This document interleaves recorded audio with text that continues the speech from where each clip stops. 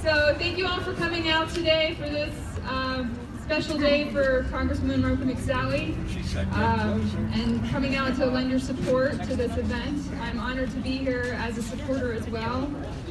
I'd like to tell you my story of how I met Martha McSally and kind of my story. My grandmother was a pilot in World War II with the Women Air Force Service Pilots. And as you all, I'm sure, are aware, Martha, as a pilot, finds the story of the WASP very inspirational on her journey during her career in the Air Force. And so my grandmother unfortunately passed away a few years ago, and she wanted to be buried at Arlington National Cemetery. But when we applied, they rejected our application because, unbeknownst to us, 3 weeks before my grandmother passed away, they changed the regulation allowing WASP to be there. And they told us that she wasn't the right kind of veteran to be at Arlington. Ooh. So, being the feisty granddaughter of a WASP, I took up a public campaign to basically try to shame the Army into changing their decision. Good for you. And got on the news and did some news stories, and through that, Martha discovered our story, and she went on the national news one night and declared that she was going to introduce legislation to fix this problem, and she would attend the funeral when it was fixed. The very next day, I showed up at her office on Capitol Hill and was like, I saw you on the news last night, and I hear you're going to introduce legislation. And she said, yes, I'm so glad you're here. This problem is ridiculous. I'm going to fix it. I promise you this will get done. I'm going to put everything I have into this. And thanks to her tenacity and dedication, in about 19 weeks, that bill went from a draft on her desk to being signed by the President of the United States on May 20th, 2016. So after that, we reapplied at Arlington with this new law in hand, and they said yes. We were assigned a funeral date, and the very first person that I invited to that funeral was Martha McSally.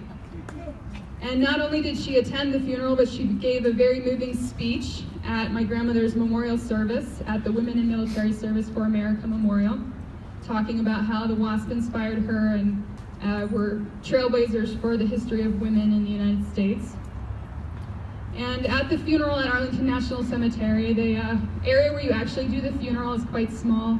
And there's a little pavilion where you do the ceremony and the flag folding, and there were only 10 chairs. There were 5 chairs and then 5 chairs behind that.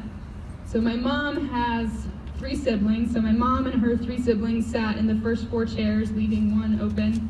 And then the women of the WASP that came to the funeral sat in the chairs behind. My little cousin stole like the one other seat on the other end of that one. So there was 1 seat open, and I saw Martha standing nearby, and even though I probably could have rightfully sat in that seat, I went over to Martha and took her by the arm and said, you know, I think you should come over here and sit in this seat. And she stopped me and asked, don't you think someone in your family should sit there? And I said, well, you're basically part of our family now, Martha. So I took her over there, and I wanted to make sure that she had a front row seat to what she helped accomplish for my family, and making sure my grandmother and the women of the Women Air Force Service Pilots got their honor that they deserved and equal recognition at Arlington National Cemetery. So that's how Martha came into my life, and I'm honored to be here today to support her and introduce her on this special occasion. Let me introduce Martha McSally.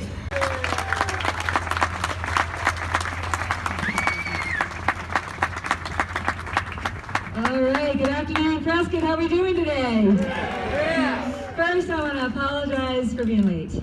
I value your time. We took off from Phoenix a little bit late, but then there was an emergency on the runway here, so we had to hold for a while before we had to land. So thanks for your patience. It's just a wonderful day today, and I wish you saw the backdrop of how I got here.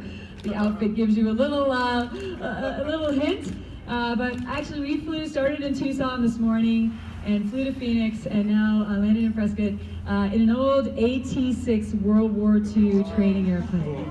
And this is the airplane that some of the WASP flew. I mean, many of the WASP trained in this exact airplane. There's just a number of things coming together here that make this a very wonderful and historic moment for me. Standing on these steps where our amazing Senator Barry Goldwater announced his Senate run and beyond. Senator Goldwater also flew the AT-6 in his own pilot training at Yuma. So there's a lot of things that have just brought us for this moment in history. It's an absolute honor to be here and just be introduced by Erin. I know she's not from here, but I wanted you to hear from the heart some of the things that I've been doing since I've been deployed to my new location in Washington, D.C. And the second bill that I was able to get signed into law in my first few years in office was restoring the rights of the WASP to be in Arlington, and I was very proud to be able to partner in that. Erin, do you want to show them really quick how meaningful this is? You guys are going to be surprised that this bill, H.R. 4336, this is no kidding, this is not temporary. It will forever be memorialized on her honor. It meant so much to her and her family and all the WASPs. These women were pioneers, and they broke barriers for people like me, and they were my mentors and my friends for my time in uniform and when I transitioned into becoming a fighter pilot. We have a lot at stake. I stood up and raised my right hand to serve our country in uniform, believing we had a lot at stake and putting my life on the line for it. Right now, at this moment in our country, I think you all agree that a lot is at stake. For the future of our country, to keep us safe, to keep us secure, to make sure there's an opportunity for everyone, there's a lot of really important decisions that need to be made. And I wanted to make sure you know that I made one of those important decisions myself.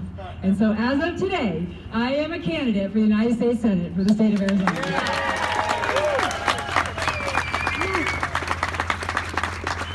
I know I'm introducing myself to many of you for the first time. I represented Southern Arizona. I served in uniform for 26 years. I have been serving our country our entire adult life, my entire adult life. I retired as a colonel. I had tremendous opportunity to be the first woman to fly in combat in U.S. history and the first to command a fighter squadron in combat, flying the mighty A-10 Warthog.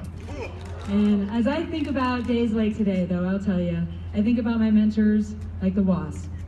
But I also think about my first and best mentor, which was my dad. And my dad was this amazing human being who brought us up with the ideals of opportunity, of service, of making a difference with your life. First generation to go to college. He was an amazing man, served in the military, and provided opportunities for me and my siblings so that we could thrive and prosper. But when I was 12 years old, I suddenly lost him. And before he passed away, I had a conversation with him, and he told me to make him proud. And it's on days like today, I sure wish my dad was here, and so I'm getting a little emotional. I really wish he was here, because I miss him and I love him, and I learned at a very young age that every single day we have matters. Don't take time for granted, and to live your life with purpose. And I've tried to do that every day since, to make a difference with my life. Before any title that I've had or any rank that I wear, I consider myself the proud daughter of Bernard and Eleanor McSally, my mom, who picked up the mantle and carried it on with 5 kids and a widow after he passed away. So I've been given tremendous opportunity, and I don't take that lightly. With 6 combat deployments, flying the A-10 Warthog, and commanding men and women in combat, I have been serving our country our entire adult life, my entire life. And I'm now serving in a new combat zone called Washington, D.C. And I do consider it that, honestly. Do you know when I raised my right hand to take the oath of office as a House member, it was the same exact wording, same exact oath that I took as a military officer. And should I be given the opportunity to take that oath again as Arizona's 12th senator, and first woman, by the way, I would be honored to serve this state and to fight for this state really in the legacy of the individuals and the heroes who went before me, like Barry Goldwater. We have so much to do, and I am partnering with our president to get it done. You may have seen, I was in the White House the other day, a couple seats away from him, in between Dick Durbin and John Cornyn. That's gonna be a reality TV show in and of itself. But hey, I'm partnering with our president to rebuild our military, to give our troops everything they need, to secure our country and defend us from the threats that are out there, to roll back the threat of terrorism, to secure our border, to fight for the middle class, to fight for opportunity for everyone, to roll back the unconstitutional regulations and overreach by the last administration, to tighten up and redo our immigration laws so that they're focused on Americans and keeping America safe. There is so much work to do. And I will tell you, I did not hesitate voting on the floor of the House for historic tax reform and tax cuts and tax relief for America and for Arizona. I am so proud of that vote. We have so much work to do together. It's like turning an aircraft carrier around. But I am proud to be representing Southern Arizona, and I'll be literally launching today, a campaign to represent Arizona in the Senate. We've got a lot in front of us, and I can't do it by myself. When we go into combat, we don't go alone. Excuse me. We never fly solo. When I took off in the A-10 Warthog for the very first time, by the way, it was solo, with no simulators at the time. So when I remember it like it was yesterday at Davis-Monthan Air Force Base, when they cleared me for takeoff, I was like, are you sure? I've never flown this airplane before. But I had a choice. I was either going to step up and take the risk and deal with my fear and do things afraid and take off afraid, or I was going to turn back in and not have my dream come alive. And I chose to take off that day. When I was given the opportunity to command a squadron, I took the guidon and I got the opportunity to command them in combat, and I took that risk and that opportunity that day. If you look at my life and my background, I have a reputation of being a fighter. I'm pretty resilient. I don't take no for an answer, and I'm going to stand up for what's right all the time. You may have known about a little story where I was told to wear basically a burqa in Saudi Arabia.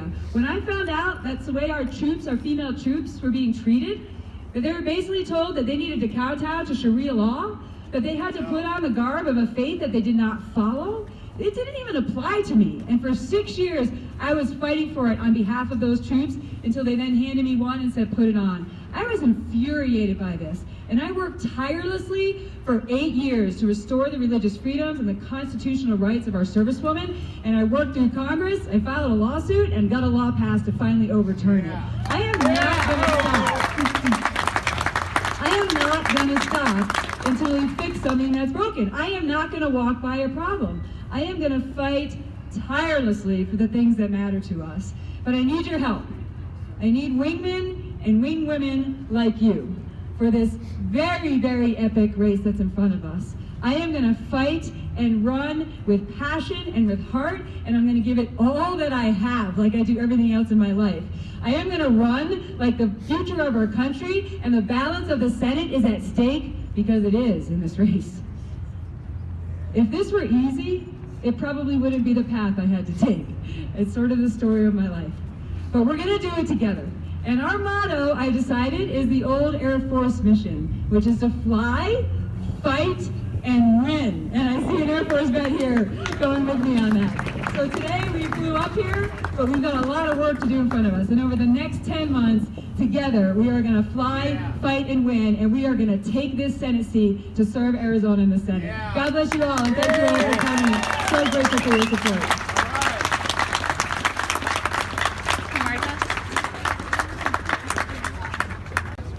So what made you decide to get in the race? There are other people, running, and what makes you think that you're the best candidate for the job? Well, first, I don't walk by a challenge, and I don't walk by a problem, and I feel like there is so much at stake for our country, and the balance of the Senate is at stake in this race.